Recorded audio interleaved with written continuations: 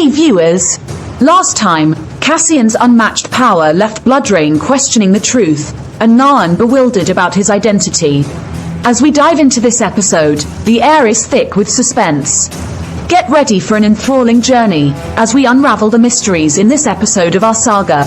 Let's not waste any time. Welcome back to the unfolding story. As Bloodrain looks at Cassian, he's surprised by his skills and wonders about his identity.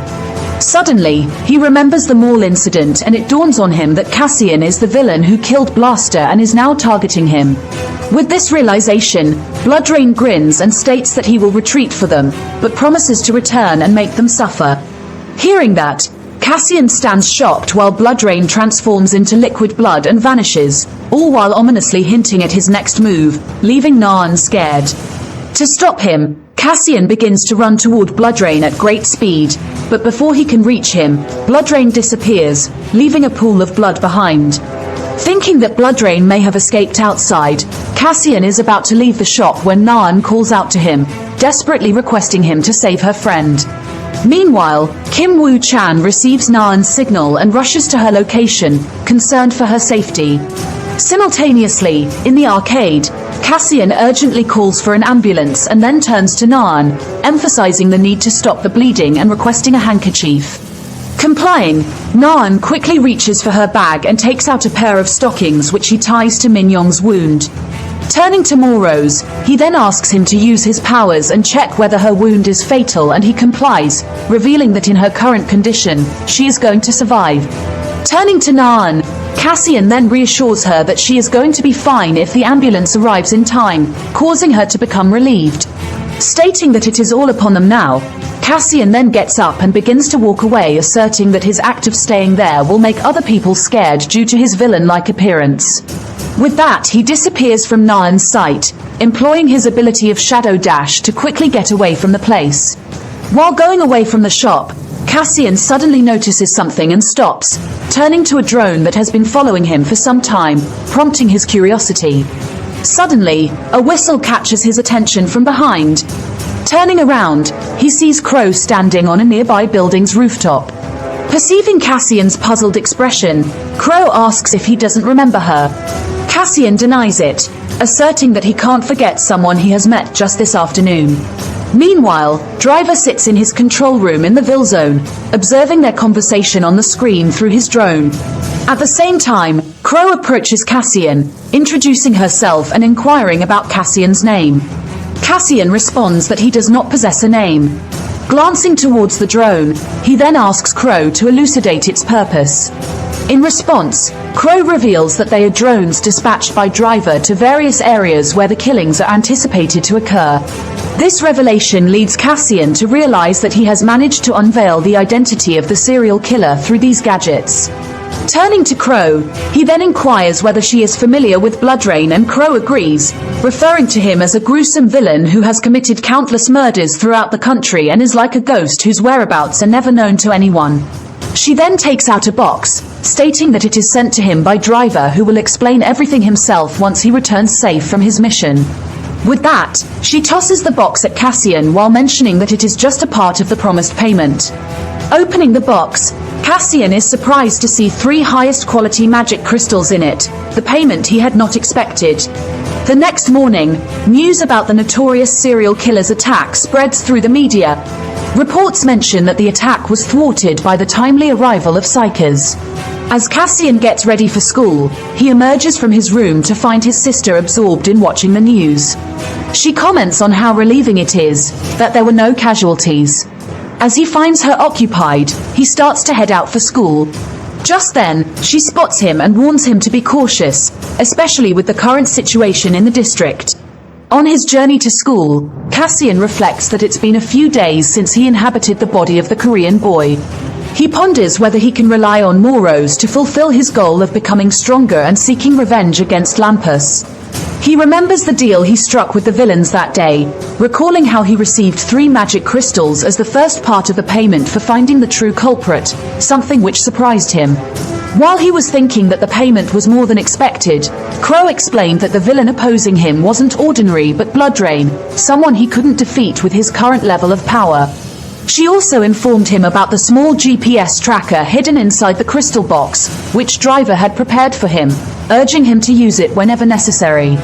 As she prepared to depart, she mentioned a file they had sent him. This file contained a list of recent locations where the Bloodrain had been discovered, along with a reminder that failing to meet Driver's expectations would result in consequences. As he walks along, he can't shake off his curiosity about what the villains might be plotting. Suddenly, Morose calls out to him, pointing out that the path he is taking won't lead him to school.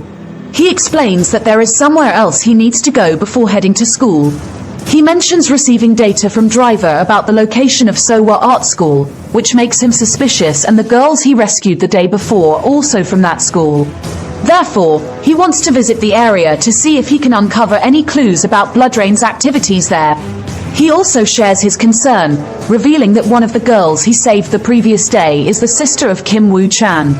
Meanwhile, Kim Woo-chan sits in a hospital corridor when his friend comes to him, remarking that he did not get any sleep since last night. Sitting next to him, he then inquires about his sister's well-being, to which Kim Woo-chan reveals the state of trauma she was in that kept her up all night. They then begin to discuss the incident report, mentioning that the villain who attacked the girls was none other than Bloodrain. However, what is concerning to them is the fact that Bloodrain is a villain that only sucks up the blood from the bodies of the victims and never physically harms them.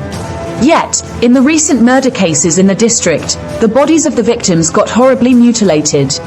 This was the reason why they had previously ruled him out as a suspect and never expected him to be the real culprit. Kim Woo-chan, who seems surprised, redirects the conversation to Cassian, the other villain who clashed with Bloodrain. He mentions that this same villain was also involved in the mall incident and rescued his sister. This revelation sparks curiosity in Kim as to why this villain, despite his villainous nature, continues to perform acts of kindness. He ponders over the enigma of someone opposing his own kind to aid innocent civilians and questions his identity and motives. Meanwhile, Cassian, after taking a leave from his school, makes his way to the Saga Art School.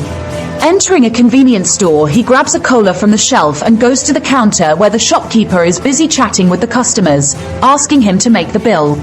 In response, the shopkeeper, who introduces himself as a college student taking a semester off, gives a smile, agreeing to pack it for him.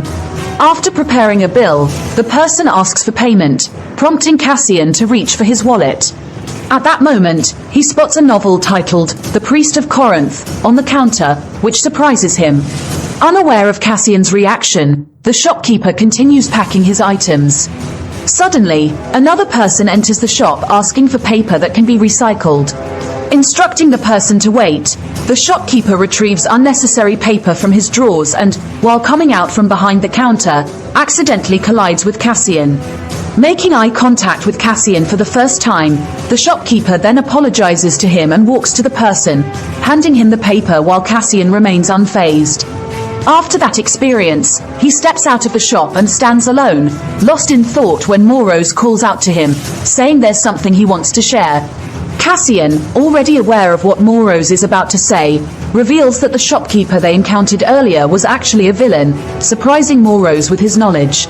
Recalling the malevolent gleam in the shopkeeper's eyes, Cassian mentions that it was enough to prove his cruel nature. He also points out the novel, Priest of Corinth, on the counter, noting that it is about vampires. As he recalls the words Bloodrain spoke to him before vanishing from the shop that day, he realizes they were from the same novel he had been quoting. Morose expresses surprise at his memory and asks how he remembers the details of every novel. He replies that he used to read a lot during his time at the orphanage, then takes a sip of his drink. With a grin on his face, he then decides to return to the shop to see if his trick had worked. A few moments later, as the shopkeeper stands outside, scrolling through his phone, Cassian arrives and starts secretly observing him. As he starts to walk, Cassian and Morose begin to follow him, noticing that he is not heading toward the Saga Art School as expected. This makes them wonder where he's headed.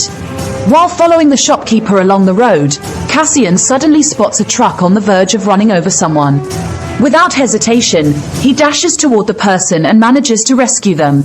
Despite his success, he loses sight of the shopkeeper, leaving him feeling disappointed. Going to the bathroom, Cassian assumes his villainous guise and swiftly ingests the 3 magic crystals, realizing he should have done so sooner. As a consequence of consuming the crystals, his magical abilities maximize, granting him greater strength than ever before. Turning to Morose, he asks him to perform a power analysis, to which Morose complies, revealing that he has acquired new skills called Shadow Hide and Shadow Dash after consuming the crystal, along with additional magic points. However, the slight increase in magic points, even after consuming 3 magic crystals, disappoints him. Considering that the increase in magic points will diminish with each crystal consumed, making him realize why Driver gave them to him too easily. Realizing he shouldn't depend solely on magic crystals to boost his magic points, he decides to explore alternative methods. After a brief moment of contemplation, he turns to Morose and requests a power analysis for Bloodrain. Morose promptly presents a window displaying detailed information about Bloodrain's abilities. Cassian discovers that Bloodrain possesses the power of mind control, enabling him to hypnotize people and making it easier to eliminate them. Meanwhile, at the hospital where Naan and her friend are admitted, Bloodrain suddenly enters the reception area, hypnotizes the medical staff, and orders them to bring both Naan and her friend to him. As Bloodrain takes command of the hospital, a new twist unfolds. Join us in the next episode for a suspense-filled encounter that will leave you on the edge of your seat. The saga continues, and the mystery deepens. Don't miss the upcoming videos. Thanks for watching.